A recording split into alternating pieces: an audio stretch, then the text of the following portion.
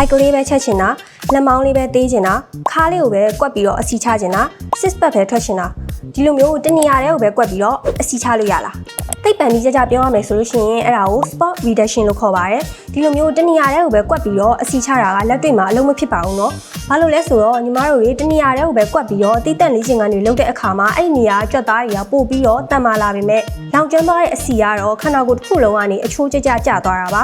ဘယ်နေရာကနေအစီရင်ကြမလဲဆိုတာကတော့လူတစ်ယောက်နဲ့တစ်ယောက်ရဲ့မျိုးရိုးဗီဇပေါ်မှာပဲမူတည်ပါတယ်ဒါကြောင့်တနေရာတဲ့ကိုပဲအတင်းကြီးကွက်ပြီးတော့အစီချနေရတဲ့ဆိုင်ခန္ဓာကိုယ်တစ်ခုလုံးကအစီတွေစနစ်တကျလောင်ကျွမ်းသွားဖို့ကပို့အရေးကြီးပါတယ်နော်စနစ်တကျနေထိုင်စားတောက်တာတွေတကူလုံးစာလေ့ကျင့်ခန်းလုပ်တာတွေနဲ့အတူတူအစီထိန်းဖို့အတွက်အထောက်အကူပြုတယ်